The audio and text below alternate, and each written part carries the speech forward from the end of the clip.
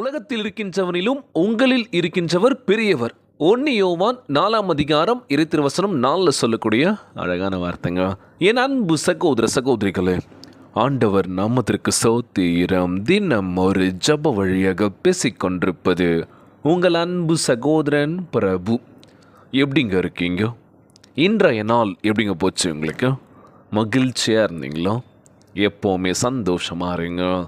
ஆமீன். அன்பு சகோதர சகோதரிகளே, இயேசு கிறிஸ்து நானே வழியும் சத்தியமும் ஜீவனுமாக இருக்கின்றேன் என்று வாக்கு கொடுத்துருக்கின்றார். இன்றைக்கி வாழ்க்கையில் முட்டி மோதியாச்சும் மேலே வரணும்னு நினைக்கிறோம், ஆனாலும் முடியல. என்னடா பண்ணுறது? எல்லாருமே ஜெயிச்சுக்கிட்டே இருக்காங்களே, எல்லாருமே ஏதோ ஒரு விஷயம் பண்ணிக்கிட்டே இருக்காங்களே, நான் மட்டும் ட்ரை பண்ணணும்னு நினைக்கிறேன், முடியல. தோல்வி தான். என்ன பண்ணுறதுன்னு தெரியல. ஒரு சில விஷயங்கள் பண்ணும்போது ஒரு மாதிரி இருக்குது பிரதர். முட்டி மோதி பண்ணுறேன், அதுலேயும் ஒரு ஒரு எப்படி சொல்லுவோம், இன்வால்மெண்ட் இல்லை. எல்லாருமே பண்ணுறாங்க, நானும் பண்ணுறேன், ஆனால் ஜெயிக்க மாட்டேன்.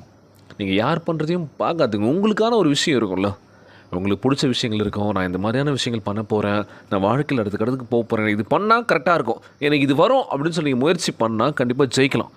அடுத்தவங்க பண்ணுறதை பார்த்து நம்ம பண்ணோம் அப்படின்னா அவங்க ஜெயிச்சிருவாங்க. நம்ம என்ன பண்ணுவோம்? முயற்சி தோல்விகள் தான் கொடுக்க அப்படின்னு சொல்லுவாங்க. இன்றையெல்லாம் நம்ம ஆண்டவராக இயேசு கிறிஸ்து நம்மோட கூட இருக்கின்றார். ஆண்டவரத்தில் நம்ம கேட்கின்ற பொழுது அவர் நிச்சயமாக கொடுப்பார்ல. ஆண்டவர் நமக்காக ஆயத்தம் பண்ணி வைத்திருக்கின்ற பரிபூர்ண ஜீவனோடு வாழ நம்ம என்ன பண்ணணும்? ஆயத்தமாக இருக்கணும். ஆண்டவராக இயேசு கிறிஸ்து நமக்கு நல்லா உடலுள்ள சுகத்தை கொடுக்கணும்னு நம்ம ஜெபிப்போம் முதலாவது. ஆமாவா இல்லையா? நம்ம ஆரோக்கியமாக இருந்தால் தான் அடுத்த விஷயத்தை நம்மளால் பண்ண முடியும், முயற்சி எடுத்து போக முடியும். நம்மளே பலவீனம் இல்லாமல் எல்லாருமே பண்ணுறாங்க, நம்மளும் பண்ணலாம், எல்லாருமே செய்கிறாங்க, நம்மளும் செய்யலாம் அப்படின்னு பண்ணோம் அப்படின்னா எதுவுமே பண்ண முடியாதுங்க. முடியாத ஒன்றுமே இல்லை. உங்களுக்குள்ளே உங்களை தேடுங்க. நம்மக்கிட்ட என்ன இருக்குது, இதை வச்சு என்ன பண்ணலாம்? ஒரு சில பேர்லாம் பார்த்தீங்கன்னு வச்சுக்கோங்களேன், படிப்பை டிஸ்கண்டினியூ பண்ணிகிட்டு இருப்பாங்க. என்ன படிச்சிருக்கேன்னு சொல்லுவாங்க. 8th படிச்சிருக்கேன், 10th படிச்சிருக்கேன், 10th ஃபெயில் ஆகிட்டேன், +2 டிஸ்கண்டினியூ பண்ணிட்டேன் அப்படின்னு சொல்லுவாங்க. ஆனால் இன்றைக்கி படிக்காதவங்க அவங்க வாழ்க்கை பார்த்திங்கன்னா மிக சிறப்பாக இருக்குது. ஆனால் படித்தனுடைய வாழ்க்கை எப்படி இருக்குது அப்படின்னா என்ன பண்ணுறது, அவங்களோட கம்மியாக தான் இருக்குது. பார்த்துருப்பீங்க, நிறைய பேர் கடந்து வந்திருப்பீங்களோ. இது 2-3 டிகிரி முடித்தோம், வருமானம் இவ்வளோ தான் வருது, அவங்க படிக்கவே இல்லை, ஓஹோன்னு வாழ்ந்துட்டுருக்காங்களே. பார்க்குறோம்ல, நம்ம நிறைய பேர் பார்க்குறோம்ல, வாயடிச்சு போயிடும்ல. இது கஷ்டப்பட்டு ஃபீஸ் கட்டினாங்க, படித்தோம், நல்ல ஒரு வேலையில் உட்காரலான்னு பார்த்தா ஏதோ ஒரு வேலையில் உட்காந்துட்ருக்கோமே, வருமானம் பத்துலையே.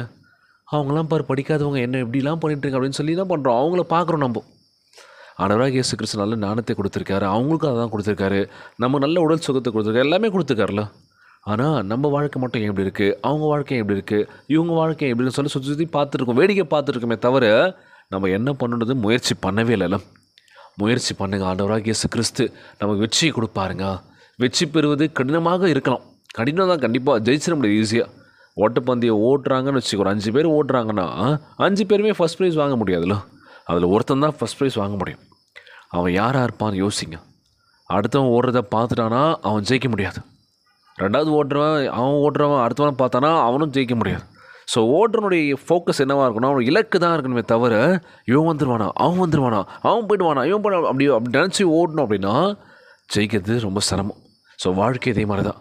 அவன் போகிறானே நம்மளும் போகலாம், அவன் செய்யலாம் நம்மளும் செய்யலாம் அப்படின்லாம் இல்லாமல் நமக்கு என்ன கொடுத்துருக்க ஆண்டவர், இதை வச்சு நம்ம எப்படி நம்ம பயன்படுத்த போகிறோம், நல்ல விதத்தில் பயன்படுத்தணும் அப்படின்னா வாழ்க்கை நமக்கு இனிமையாக இருக்கும், வெற்றியை கொடுக்கும் அப்படின்னு சொல்லுவாங்களாம். ஸோ இன்றையெல்லாம் நம்ம ஆண்டவராக இயேசு கிறிஸ்து, இயேசுவிடம் மாறுங்கள், உங்கள் இருதயத்தை அவர் ஏற்றுக்கொண்டு அவரது பரிசுத்த ஆவியினால் நிரப்பும்படி கேளுங்கள். அவர் தம் வல்லமையினால், அன்பினால், ஞானத்தினால், தெளிவான புத்தியினால் உங்களை நிரப்புவார். அவர் உங்களுக்கு வெற்றியை கொடுக்க போகின்றார், தைரியத்தை கொடுக்க போகின்றார், பதவி உயர்வு. நீங்கள் வேலை தேடிட்டுருக்கீங்களா, அந்த வேலை கிடைக்க போதுங்க நிச்சயமாக. அவர் முன்னாடி நீங்கள் ஜெபிக்கிறீங்களா, ஆண்டவரே இந்த விஷயம் எனக்கு வேணும், பிசாசின் பிடியில் நான் மாறிட்டுருக்கேன், வெளியே வர முடியல, என்னை போட்டு இழுக்குது, இந்த பக்கமாக அதை பண்ணு இதை பண்ணுன்னு சொல்லுது. ஆண்டவரே நான் உமக்கு முன்பாக ஜெபிக்கிறோம், என்னை பரிசுத்தப்படுத்துங்கப்பா, நல்ல ஆற்றலை கொடுங்கப்பா. ஜெபத்தின் மூலமாக கேளுங்க. இயேசு நம்மை ஜெயம் பெற செய்து உயர்த்துவார். அவரால் உங்களை வல்லமையான ஒரு இடத்துக்கு கொண்டு போக முடியல. ஒரு தலைவராகவோ ஒரு சில விஷயங்கள் பண்ணுறதுக்காக நீங்கள் ஆயத்தமாக இருக்க போகிறீங்க. உங்கள் நிச்சயமாக ஒருத்தர் போகின்றார்.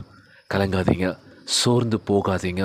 இன்றைய நாள் நல்ல ஆரோக்கியமான உடல்நலத்தை கொடுங்கன்னு சொல்லி முதலாவது ஜெபிக்கலாம். அடுத்தடுத்த விஷயங்கள் பண்ண போகிறாண்டவரே, எனக்கு தெம்பை கொடுங்க, தைரியத்தை கொடுங்க, வெளிச்சத்தின் பாதி நோக்கி நான் போக போகிறேன், என் வாழ்க்கையை வெளிச்சமாக்குங்க, பிரகாசிக்க செய்யுங்கன்னு சொல்லி கேட்கலாமா? உங்கள் வாழ்வில் அவர் வல்லமையை நிச்சயமாக விளங்க பண்ணுவார். அவரது ஞானம் செழிப்பு, பாதுகாப்பு நிச்சயமாக ஜபத்தின் மூலமாக உங்களுக்கு கிடைக்க போதுங்க. கவலைப்படாதீங்க.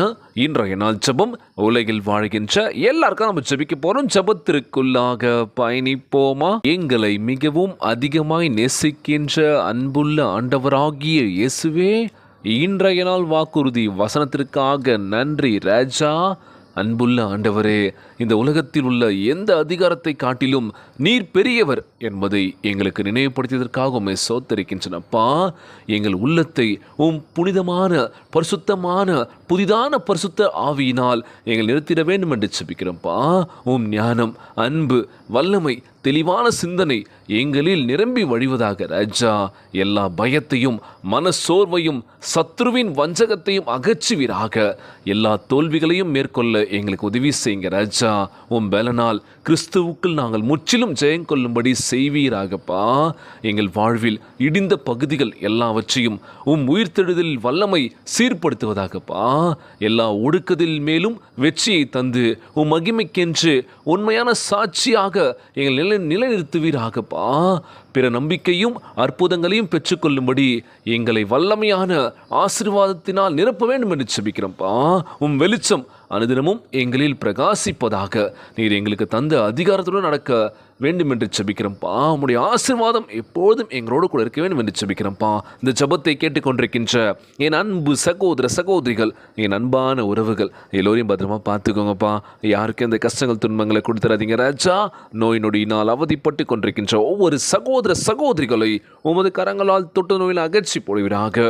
உம்மால் கூடாத காரியம் ஒன்றும் இல்லை ஆண்டவரே. எல்லோரையும் பத்திரமா பார்த்துக்கோங்கப்பா. வாழ்க்கையில் ஜெயிக்கணும் லட்சிய வெறியோடு ஓடிட்டு இருக்க ஒவ்வொரு இளைஞர்கள் இளம் பெண்களை நோக்கி பாருங்கப்பா. வாழ்க்கையில் நல்ல நிலைமைக்கு வரணும்ப்பா. தவறான திசை நோக்கி போகக்கூடாது ஆண்டவரே. உண்மையே முழுமையாக நம்பி இருக்கின்ற ஒவ்வொருக்காக நாங்கள் ஜெபிக்கிறோம்ப்பா. எங்களை கைவிட்டுற மாட்டீங்க நம்புகிறேன் ஏசப்பா. உண்மையை நாங்கள் முழுமையாக நம்புகிறோம் ஆண்டவரே.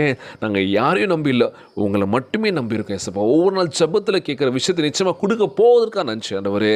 குடும்ப உறவுகளுக்குள்ள மகிழ்ச்சியை கொடுங்கப்பா, சந்தோஷத்தை கொடுக்க என்று கேட்குறப்பா. குழந்தை செல்வங்களை ஆசீர்வதிங்கப்பா. உடல் தெம்பும் வலிமை தர வேண்டும் என்று கேட்குறப்பா. கணவன் மனைவிக்குள்ள ஒற்றுமையை கொடுங்க, சமாதானத்தை கொடுங்க சொல்லி கேட்குறப்பா. எல்லோரும் ஆண்டவரே தவறான பாதை நோக்கி தப்பான வழியில் போயிட்டு இருக்கவங்களுக்கு நல்ல சிந்தனையை கொடுத்து தப்புன்னு சொல்லி புரிய வைக்க வேண்டும் என்று கேட்குறப்பா. நாங்கள் யாரையும் பார்க்கக்கூடாது ஆண்டவரே. எங்களுக்கு நீங்கள் கொடுத்த ஒவ்வொரு விஷயத்துக்காக நான் நன்றி செலுத்துகிறேன் ஏசப்பா. எங்கள் வாழ்க்கையில் மேலே மேலே வரணும் ஆண்டவரே. பொருளாதாரத்தில் உயர்த்துங்கப்பா. எவ்வளோ சம்பாரிச்சாலுமே பத்த மாட்டுது.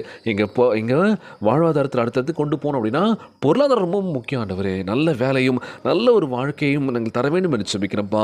எல்லோரையும் பத்திரமா பார்த்துக்கோங்க ஆண்டவரே. இன்றைய நாள் ஜெபம் இயேசுவின் விலையேற பெற்ற நாமத்தினாலே ஜெபிக்கின்றேன் நல்ல பிதாவே, ஆமேன், ஆமேன். இயேசுவுக்கே புகழ், இயேசுவுக்கே நன்றி. மரியே வாழ்க. God bless you all.